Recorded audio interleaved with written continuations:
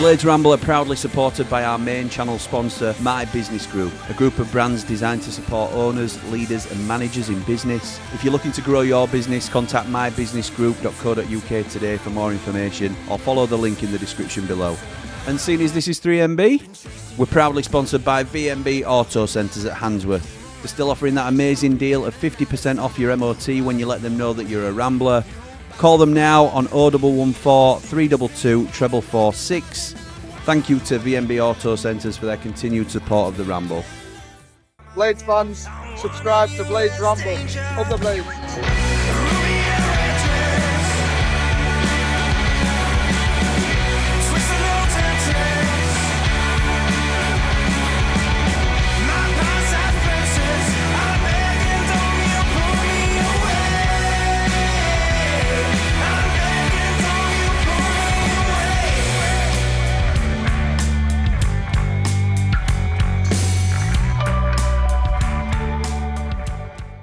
What is happening, Blades, and welcome back to the Blades Ramble. I am, of course, Jimmy, and this, again, is two Mardy Blades. Similar to last week, I am here with Paul the Man Mountain as we discuss different topics. Today's topic, one that is often spoken about, certainly for teams like ourselves, like Sheffield United, who are seen to be in this bubble of teams that yo-yo between the Championship and the Premier League. We would love to have done that last season. Didn't quite achieve it. Hopefully we get there this season.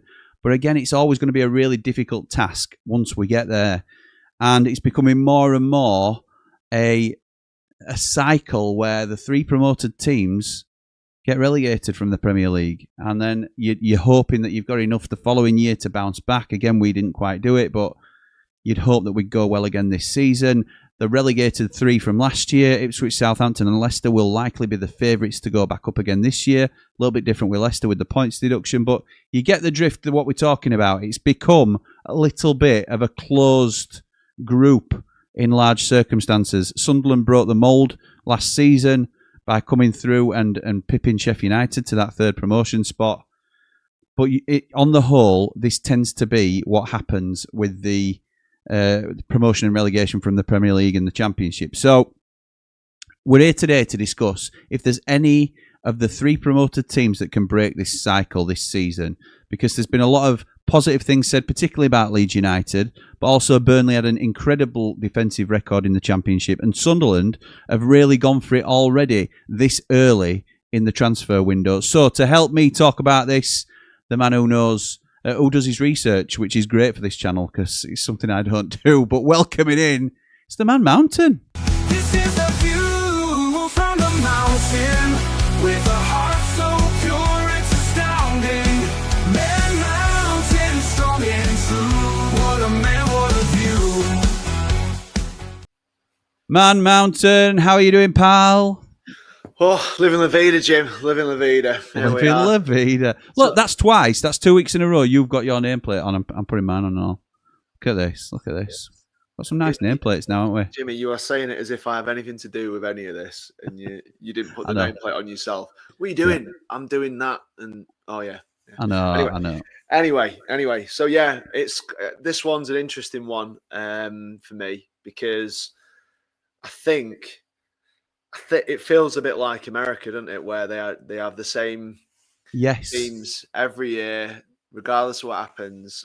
Like you say, a closed shop. Ugh. And that's a really interesting term to use because proving to be almost not impossible, but it's looked that way in this Premier League, the last two Premier League seasons where the teams that have gone up have gone down. And I'm saying with a whimper as well, in that. Yeah, they have. Us included. Us included, yeah. Nobody's got anywhere near survival.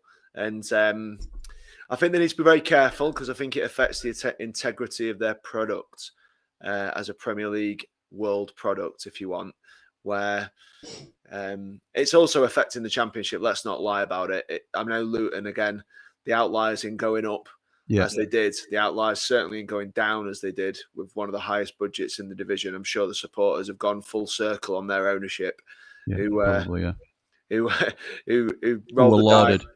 Yeah. Well, the lauded, got them up from nowhere, through the divisions like a rocket, and then, you come down from the Premier League, chance to consolidate yourself as one of the top Championship clubs, and you end up dead down the bottom, going down to League One with parachute payments and a squad that certainly should not be anywhere near that. So it's that's a side issue, obviously, but it's intriguing to think because the Championship season's ended. It's been widely acknowledged, even by Blades fans, I think, that Burnley and Leeds had an ethos to their play. They were the best sides in the Championship by a long, long way. And can they then maintain it? Well, I think part of the problem here is we said Sunderland had no chance, didn't we? But they've been making some moves, so it's going to be intriguing to see where we sit in terms of. You mean Sunderland had no chance of staying up? I'm going to say I don't think when they got terms promoted, of promotion. And I was getting a little bit of this from people. I went, well, that's great. I said, but you're going to have a horrible season. Yes. And they're like, and people have said, don't count us out yet. We haven't, don't count us out. And you have to say that they were the weakest of the three teams that have gone up. But they are the ones moving and shaking. They're the busiest, aren't they, by a long stretch? Yeah.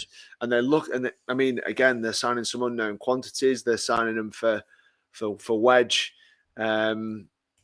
Where you look across the way, you look at Leeds, I think are struggling to get some of their top targets through the door.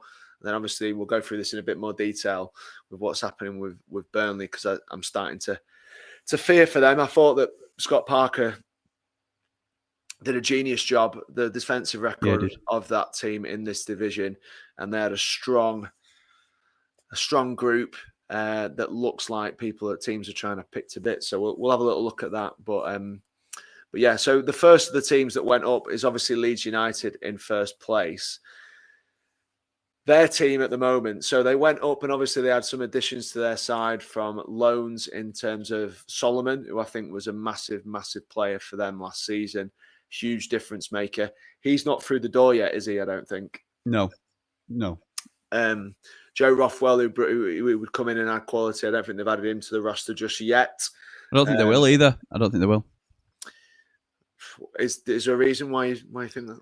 Because I think a lot of fans obviously are quite close to some. Certainly, Connor at One Leeds, who is well in with the fan base and knows the club inside out. And I think the general feeling from Leeds fans was that he's a very good Championship player and a very useful player to help us get out of the division.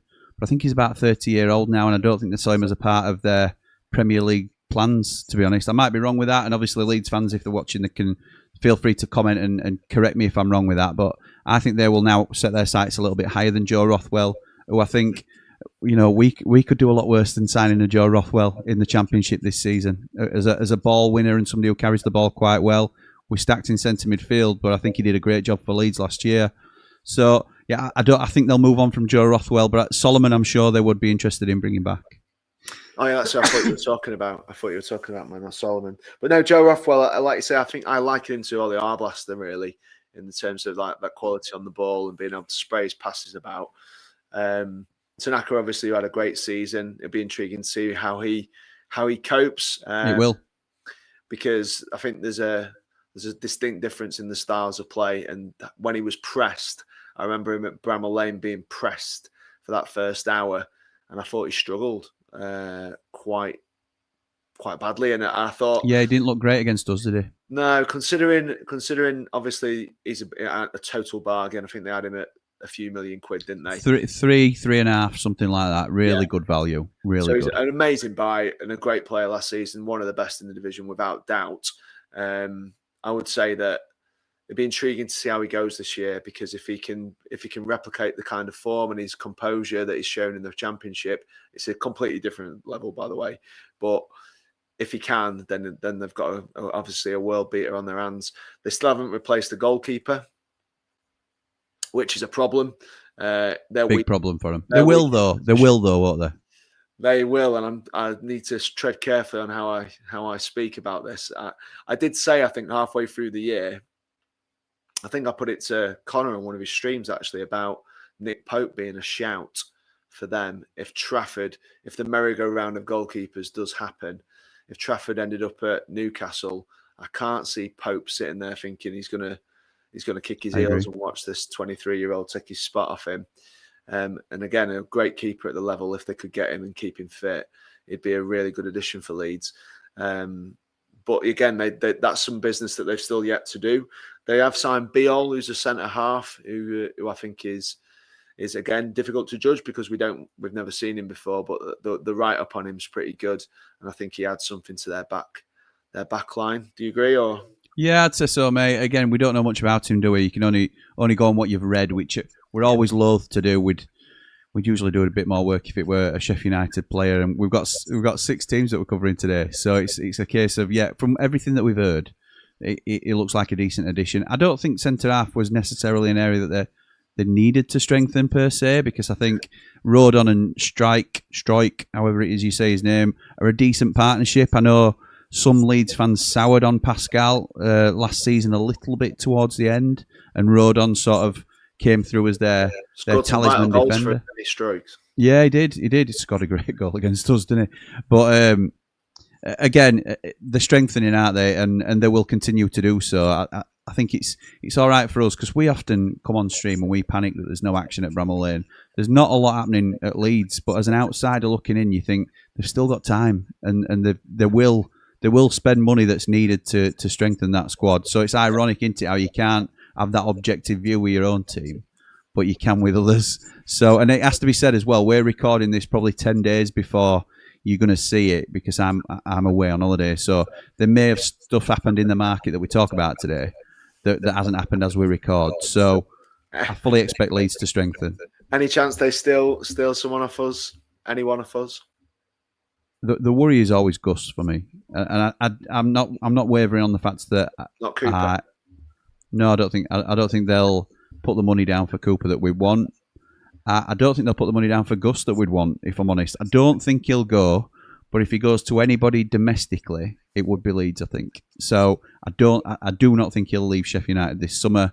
I've been steadfast with that all the way through. I think it kind of shatters our foundation a little bit. I think at the moment, the thing that we're talking about as Blades is, yes, there's not been a lot of transfer activity in, but the main thing is, other than Vinny Souza, who is a big loss, but other than Souza, we have kept the core of our squad, and that is the most important thing for us. Gus Amer was named the best player in the division last year, despite how well Leeds and Burnley did. And we, even as Blades, thought we didn't see the actual best of him. We did in moments, but we didn't see his consistent performances across the season. We've only seen him play a little bit through the middle now, pre-season, a little bit. But he's looked outstanding. And we knew that would be the case. It's a very exciting time to see Gus Amer playing a Sheffield United shirt. Michael Cooper, I really rate him. Well, you know this anyway. I've banged on about Michael Cooper since we started the channel, really, more or less. So I love him as a goalkeeper. I think he's the best goalkeeper at the level. Those are the two. Those are the two for me. If we were to lose either of those two, it would rock our core in terms of going from, okay, let's just see what the ownership do, to, oh my God, we're in trouble here, we need to make some serious moves. So I don't think either player will leave, but if they did, I think they might come sniffing for Gus more than anybody else would.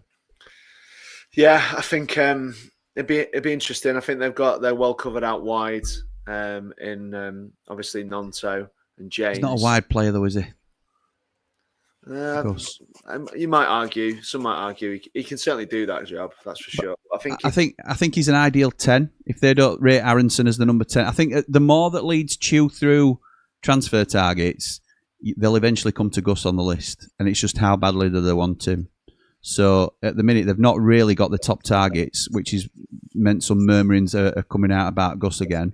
PSV rumoured to be interested. I don't think he goes abroad, because I don't think PSV will pay the money we want, but it just depends how much Leeds want him, and I don't think they'll pay the money that we'll want for him, because he's going to be literally central to our team next season.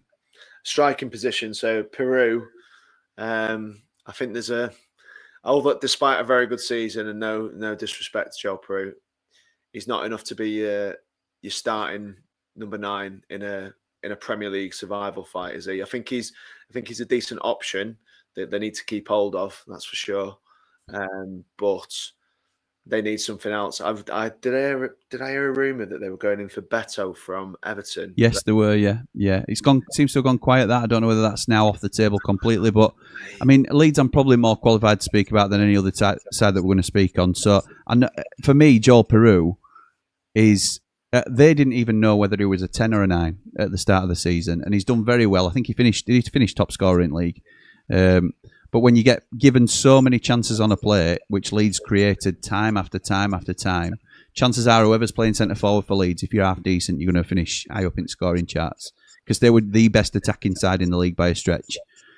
I think Peru falls into that category where he's too good for the Championship and not good enough for the Premier League.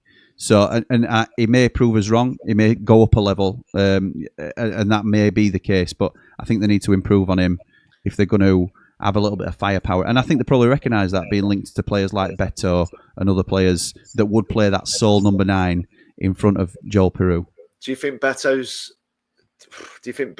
would be enough for Leeds fans to think that we've got possibly, mate, possibly because he started really well at Everton, didn't he? And he strikes me as a motivation player. If not necessarily a confidence player, but if he's motivated to play well, he's big, strong, quick. It's just if he needs to be switched on and engaged to what he's doing. So if somebody can get him fit and firing, then yeah, I think he's a really good signing. I think he's a Premier League striker. I don't think he's a brilliant striker, but I think he's a Premier League striker, which is a level up for Leeds. I think somebody as well like Josh Sargent would do him a really good turn as their leading number 9. I think he's a slightly sharper poacher than Peru. I know Peru's got a real deft touch and he's quite delicate with the ball and he's technically very gifted. But I think Josh Sargent's a better finisher overall and can finish from better situations as well. So I think he should be in their sides personally. Do you think they might move for Brownhill? Possibly. I've not seen that actually, but I've not seen it. I don't mean I've not seen it in the papers, but I've not even seen it come in as a move. But it does make sense for him, doesn't it? When you think about it, it really does make sense. So I've not seen him. I don't know if he's been linked anywhere, or like you say, you've just plucked that out. But he fits in with what they're after, and it would avoid them paying us 20 million quid for Gus, which they won't, and it fills that number 10 gap, doesn't it? So I think, yeah, it'd be a decent signing that for Leeds, Josh Brownhill. I think it might do. So moving on, obviously, to the team that Brownhill's walked away from. We discussed it the other day about Brownhill. I think he's got deluded ideas about the sort of fee and the change in how teams go about it. Obviously, a lot of players, including Southampton, have found with Walker Peters coming down the other way, players that run their contract down, hoping to go and get that big payday with a sign-on fee. It's a worry, I think, for Burnley that they go up and they don't keep who's arguably been their best player this season. That's a worry. The foundation of their team, I think most people with the defensive record and they got better when Edwards joined in the second half of the season, was built around a solid base that can keep teams out loads and loads and loads of clean sheets at the level. Brilliant in their organisation, quite boring to watch, which I'm sure the Burnley fans, the most honest, would say that's fair enough. They'll push back on it, won't they? But a lot of them will accept it. It's effective football, isn't it? It was, and it was like you say, it's winning football. So who are we to complain about, or who are they to complain about winning football? But the truth is, in the Premier League, executing that kind of strategy is a different thing. And there's not that many clean sheets in the Premier League. So that like when the top teams used to keep loads of clean sheets, even the top sides don't now, because the game is obviously geared towards attacking players. Certainly in the Prem, if you're fielding a lot of crosses, at some point it hits someone on the elbow and they're pointing to the spot. So it's tricky. It's tricky to keep clean sheets in the Prem. My fear for Burnley, and obviously I was really impressed how they went up with the philosophy and was it 12 goals conceded, 13? Yeah, ridiculous. So much stupid. Amazing record. But Egan Riley, he's walked away. For note. Again, choosing to do that for the betterment of himself. Rather him and Brownhill, two members of the spine. Two big players for them.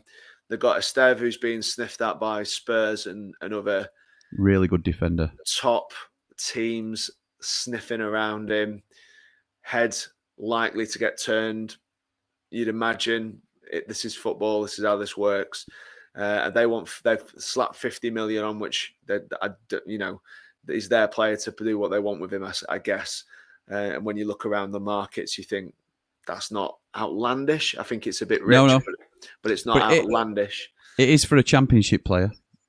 So it depends how he does, doesn't it? But I think he's probably... Yeah, his ceiling's a lot higher. Yeah. Absolutely is. And Trafford as well. If someone comes, he'll be sniffing a big move if someone comes in for him after a really impressive season. Seems to have improved a lot from where he was the season before.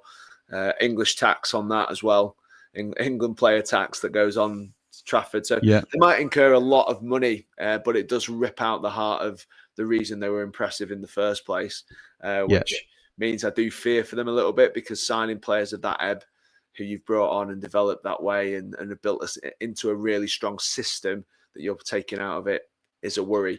The good thing that they have done, I say it's a good thing because I think that the players that they brought in were really, really good players, but the reason they got them was because they were the clubs they were coming from were promised fees, so they had them on loan to buy option. So like the likes of Jadon Anthony, Marcus Edwards, Zion Fleming, Bashir Humphreys, they've all signed for what isn't break the bank money in the Premier League that they wouldn't have been able to get at championship level, but got them because there was that promise to the club. So they've done good business on that, because continuity, I think, is really important. Again, that's the thing with Sunderland. They're basically rebuilding an entire team almost. I can see how many of the 11 that finished in the playoffs do you see starting for Sunderland on the first day of the season? I'd say less than half. I'd say 4 or 5. What do you think? Yeah, possibly. Just on Burnley, I agree in terms of they've lost Brownhill and CJ Egan-Riley. Big blow. CJ Egan-Riley, one of the 3 cornerstones of the 3 cornerstones, if that works, but three of the main components of that defensive lineup, which was so strong. Esteve's rumoured to be going. Hasn't gone yet. May well stay. They may hold firm and say he's staying. They may do the same with Trafford, but it's likely that at least one of those leaves as well. And that is, like you say, ripping the heart out of Burnley. I have them to finish bottom at the minute, as things stand, because I think you can argue that they are were the best defensive unit in the league by a stretch last year. They've already lost one of those 3. There's a chance they could lose the other 2, and just because they're a good defensive outfit doesn't mean they're going to be great going forward in the Prem. I'm not quite sure. Marcus Edwards is a good player, but he sort of waned towards the end of the season. Zion Fleming never played at Premier League level. Jadon Anthony never made it at Premier League level. So I think these are falling into a similar category of Joel Peru, if you like, where Marcus Edwards is an outlier. He could go on to do really good things in the Premier League. But Zion Fleming, Jadon Anthony, are they too good for the Championship and not quite good enough for the Premier League? I think Burnley have been smart in the way that they've approached the loan market last season. They've secured some really quality players in the Championship, a little bit like Ipswich have done, I suppose. So if they are relegated, they've still got Marcus Edwards, who probably don't want to stay then in the Champ, but they get big money for him. Jadon Anthony will be a good player for him again in the Championship.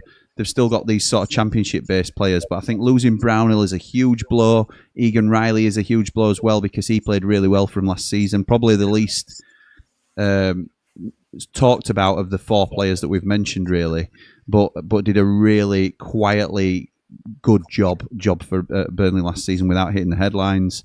Still got the 2 big boys, Esteve and Trafford, but we'll see how they go. So I think they could really struggle. Sunderland, you're right, they have done the most business by a stretch so far as we record, and it's players that we don't really know much of. I know you've got a list of them, but you would back Labrie, who did a fantastic job with them last season, pulling them out of nowhere with this young squad that should be a lot more inconsistent than they were, and he's got them up to not only a promotion place, staying 4th for what seemed like forever. They were the 4th best team and they were for some stretch, because there were several points away from us, but there were also several points in front of the team that finished below them.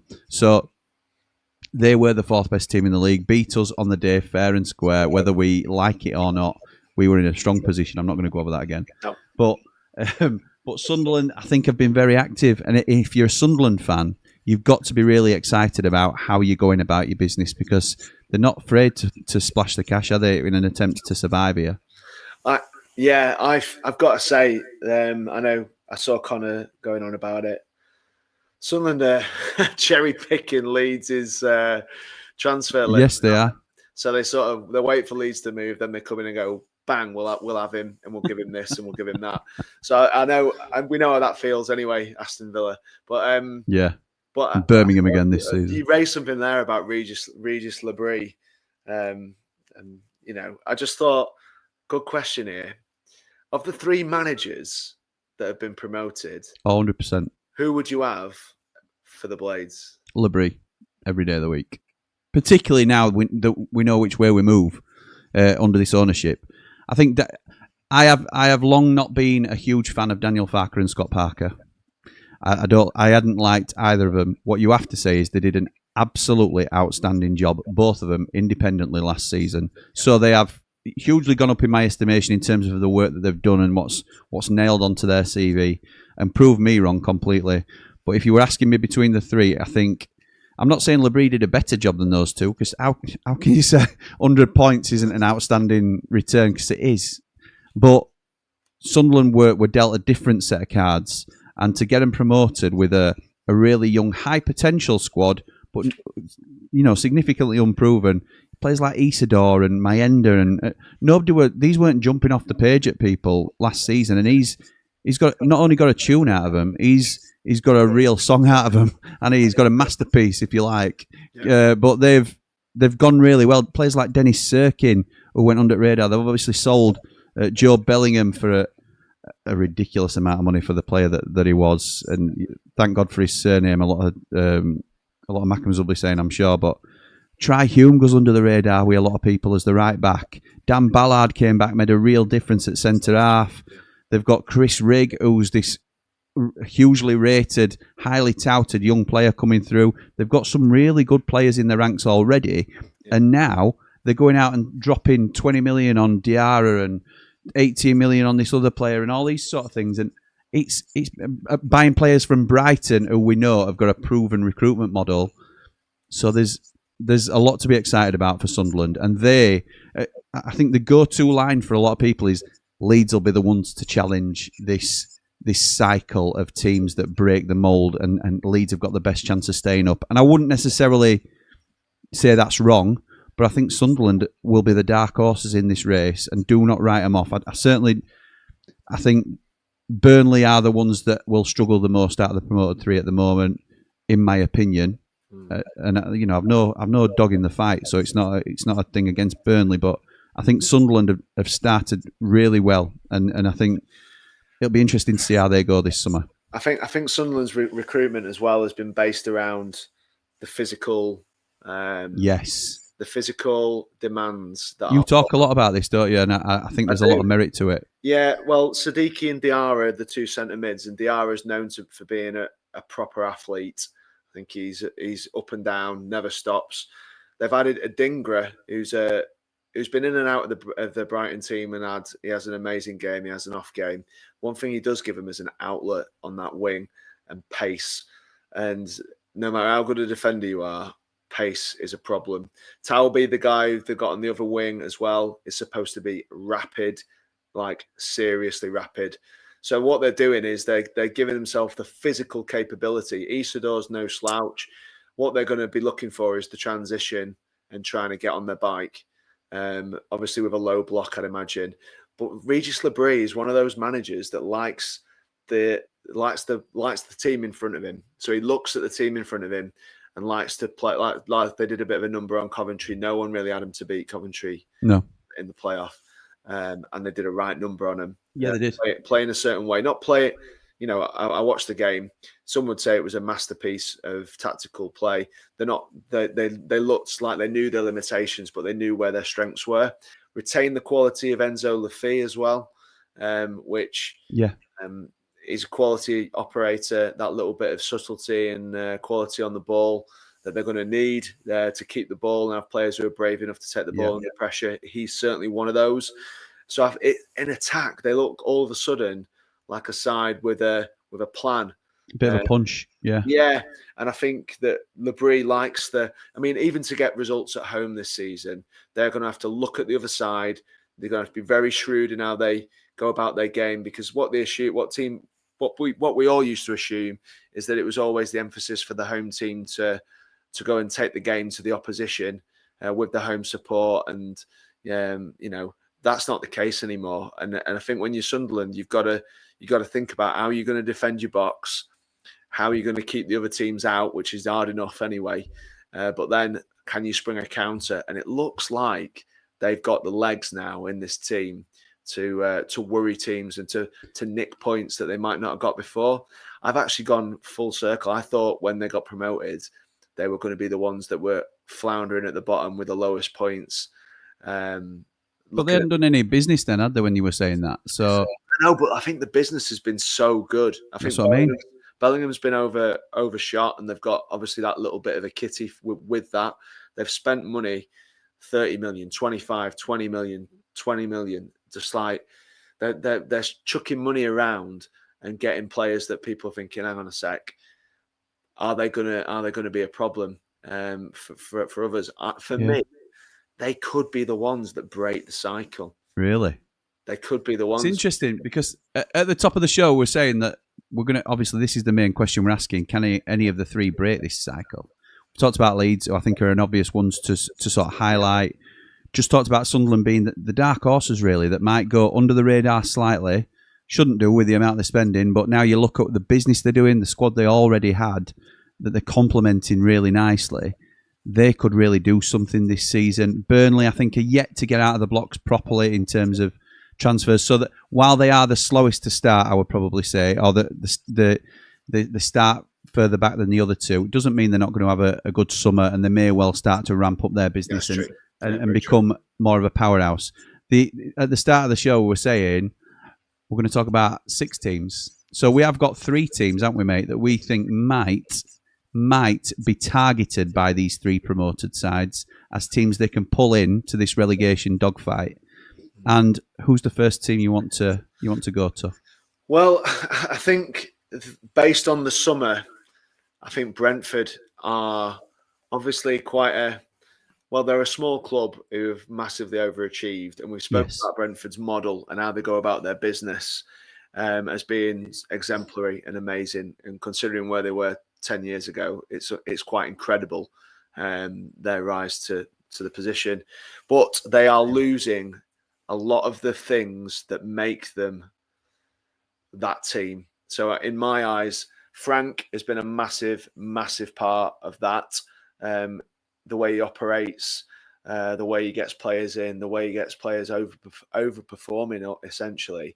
You know, the transition that's gone on with Wissa, for example, who a few years ago was always been a quick player, but he looks like a different animal nowadays.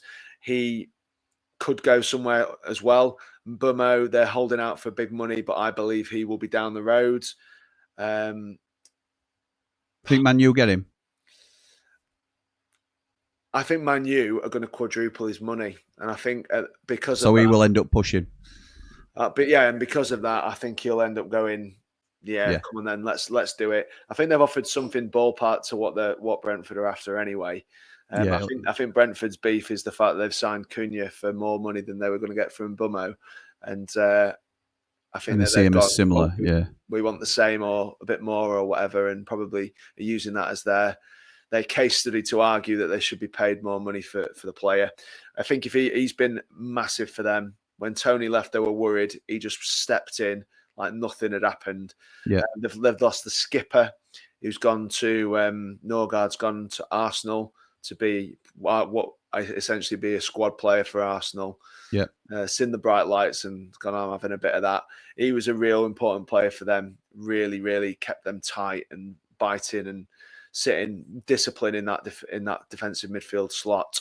So I think that they've got to do some business, and again, they'll probably do business that we don't know a lot about. They'll probably sign for 40 million from the middle of nowhere. And they will sign Kelleher, aren't they? Which is a good signing to replace Flecken, who's gone. I think it is. I think it is a good signing. I rate Kelleher, but I don't think he's on the same level as Flecken.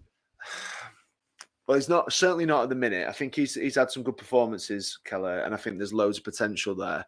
I think he could be. I think he very well could be. but he's the type where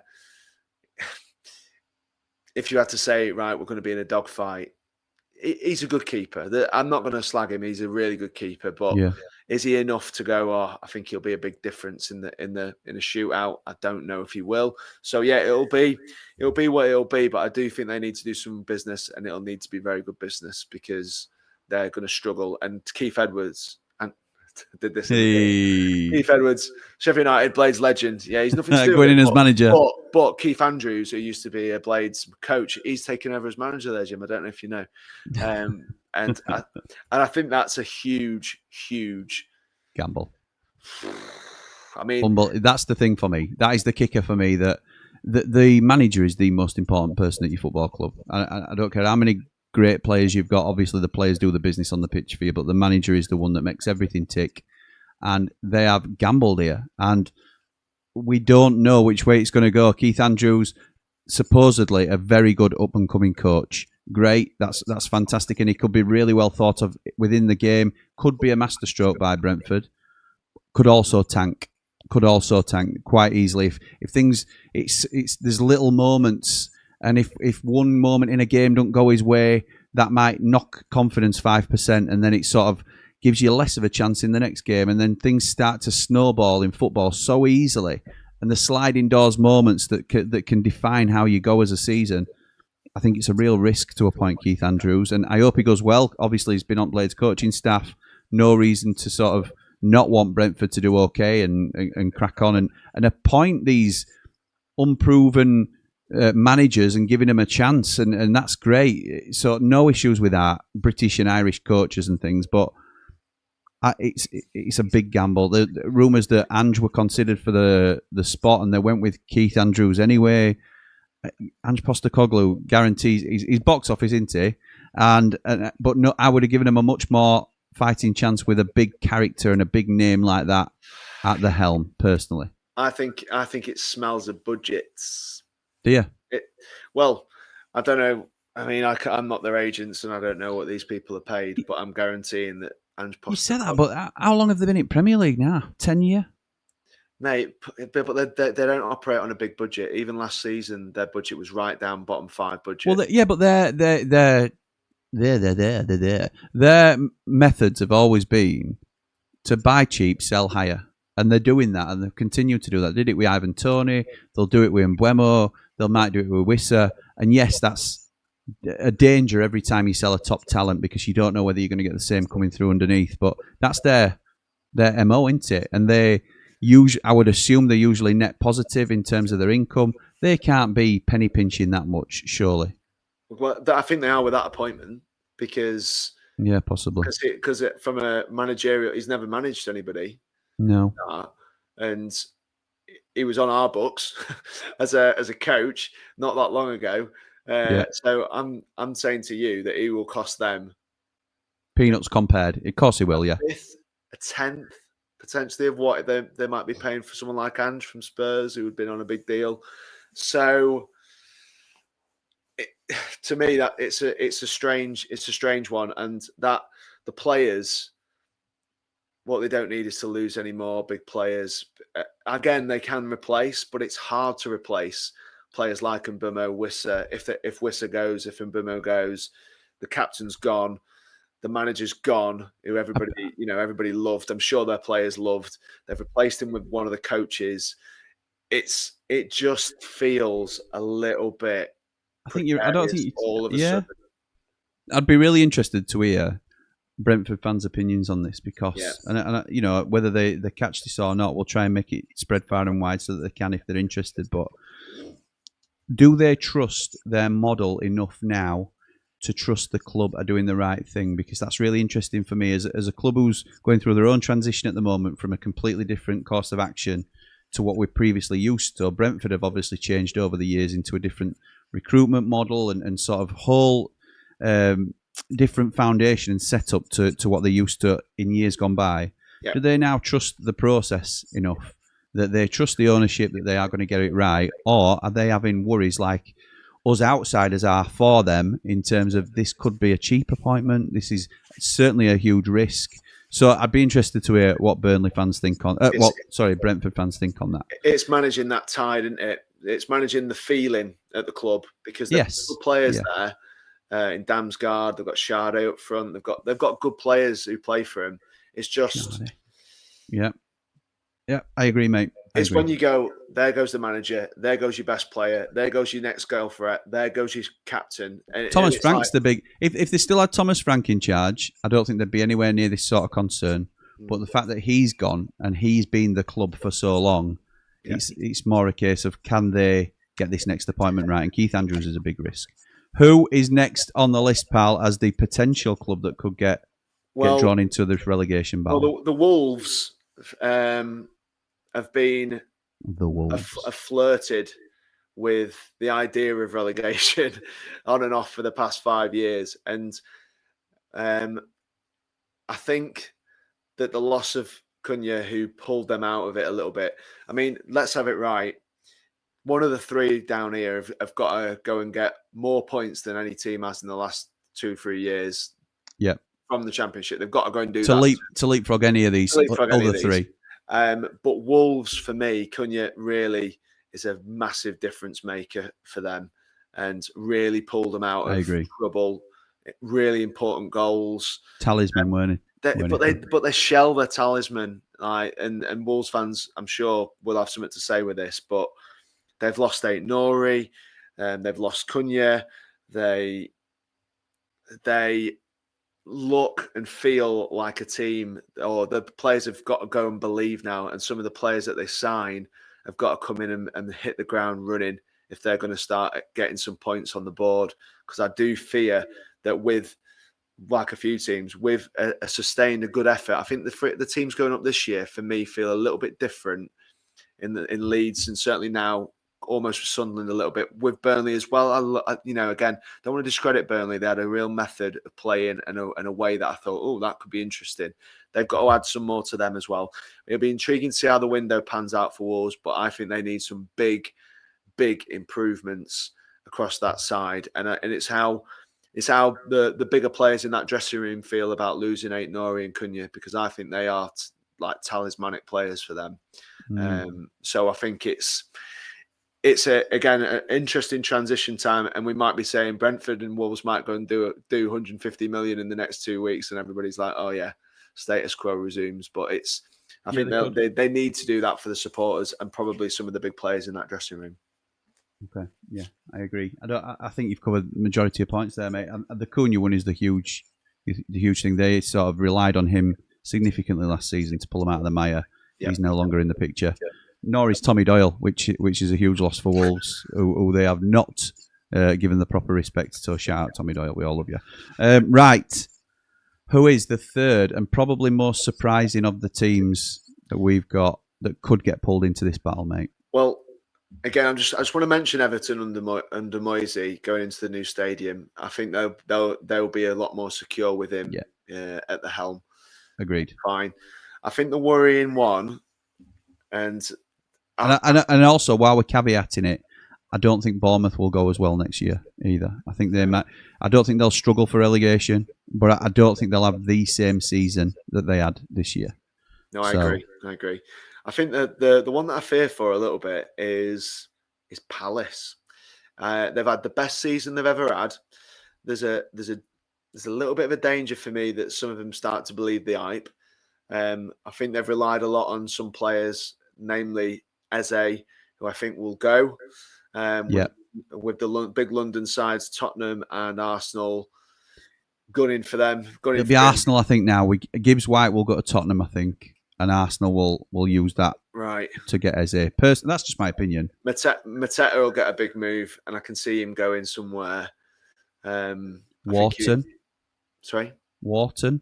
Really like Wharton as a midfielder. Yeah, I like Wharton, but again, I look at the threats. I think they rely an awful lot on Eze. I think they've got a good team. I like Lacroix at the back, Guays, and again, if Guay goes, it's about managing the team. If they keep the same team and they replace like for like with similar quality, they'll be fine. Let's not dress it up any other way. And Glasner's a good manager, isn't he? They'll be more than fine, but I think if they lose Mateta, if they lose Eze, if they lose Gueye, like they're rumoured to do, again, they're in a Brentford situation, aren't they? It'll all be about the recruitment at that point, because I think that after that, I look through that side. I wouldn't be trusting Eddie Nketiah to steer me to mid-table. No.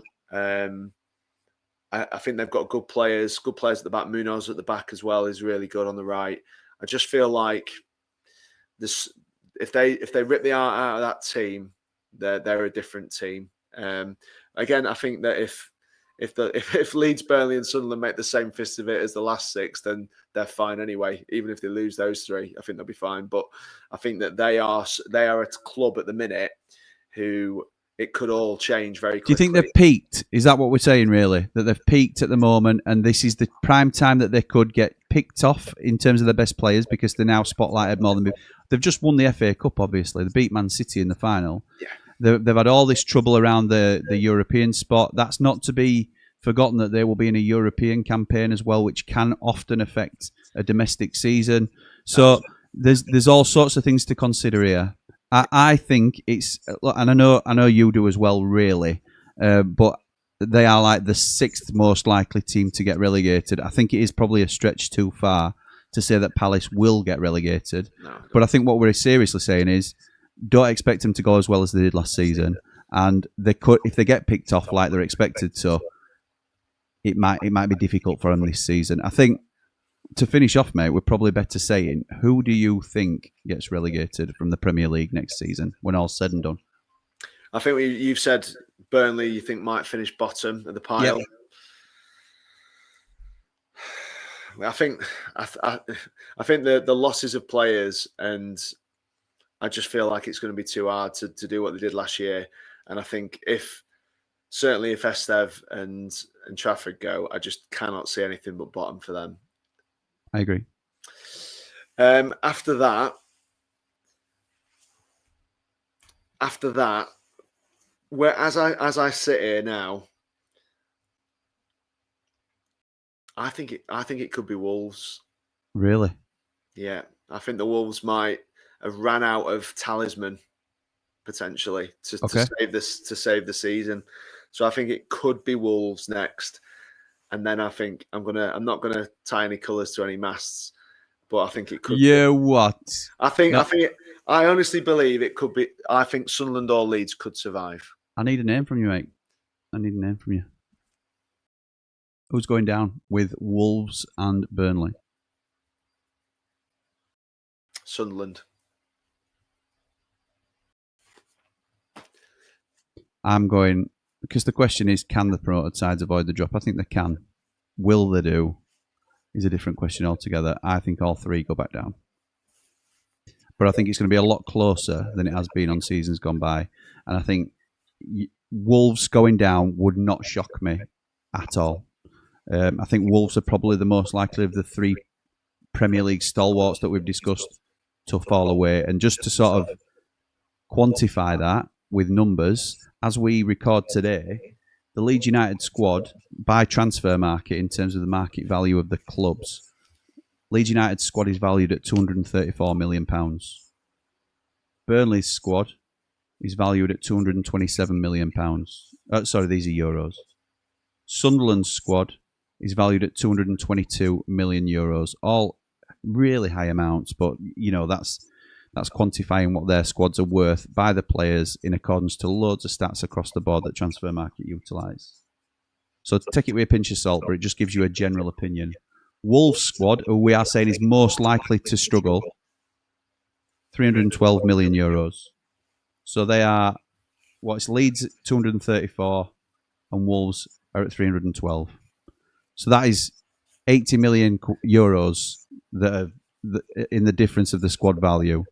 That is the mountain that Leeds have got to overcome, and Burnley, who are even further behind, have got to try and overcome. Yeah, I get it, but I think Leeds are going to do another.